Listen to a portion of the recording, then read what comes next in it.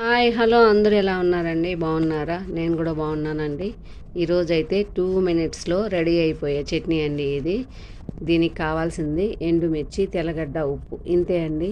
మీరు రోలు ఉంటే రోట్లో నున్నగా రుబ్బుకుంటే టేస్ట్ అయితే భలే ఉంటుందండి. ఇది తమిళనాడు సైడ్ ఎక్కువ చేస్తారు. రోట్లో బాగా నూరుతారు, ఎర్రగా బాగుంటుందండి. ఇప్పుడు ఇది మనం ఇక్కడ రోల్ లేదు కాబట్టి మిక్సీలో వేస్తున్నాం. మెత్తగా అయితే నూరుకోవాలండి. అంతే, దీనికి తాలింపు అవసరం లేదు. ఇప్పుడు రెడీ చేస్తున్నాం.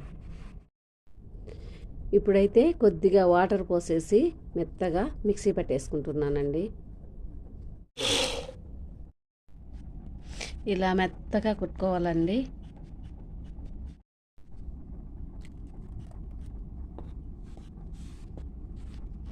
చట్నీ రెడీ అయిపోయిందండి. ఒకసారి టేస్ట్ చూడండి. అంతే, అన్నీ ఉంటే 1 మినిట్లో రెడీ అయిపోయిందండి. తెల్లగడ్డ, ఎండుమిర్చి, కారం. ఇడ్లీ, దోశ, బోండా, వడ ఇలాంటి వాటిలోకి కూడా బాగుంటుందండి. ఒకసారి ట్రై చేసి ఎలా ఉందో కామెంట్ బాక్స్లో తెలియజేయండి. ఇప్పుడు ఇది గ్రీన్ చట్నీ అండి. దీనికి కావాల్సింది కొద్దిగా ఉప్పు, జీలకర్ర, తెల్లగడ్డ, పుదీనా, అల్లం, కొత్తిమీర, 2 పచ్చిమిర్చి అండి.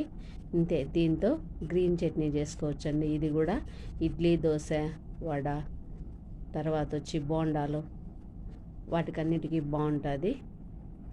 ఒకసారి ట్రై చేయండి. వీటినైతే నీట్గా కడిగి పెట్టుకునేసానండి. ఇప్పుడు మెత్తగా మిక్సీ పట్టుకునేసేవాళ్ళండి. కొద్దిగా వాటర్ వేసుకోవాలండి. ఇలాగే కావాలంటే తినేవచ్చండి, లేదనుకుంటే కొద్దిగా నిమ్మకాయ పిండుకోవాలండి.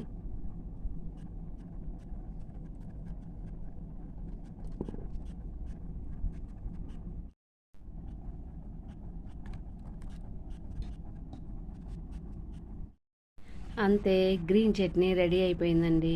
మీరు కూడా ఒకసారి ఇలా తయారు చేసుకొని ఎలా ఉందో తెలియజేయండి.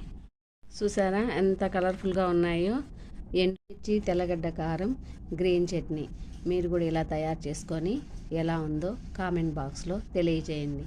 ఓకే, థ్యాంక్స్ ఫర్ వాచింగ్ అండి. బాయ్.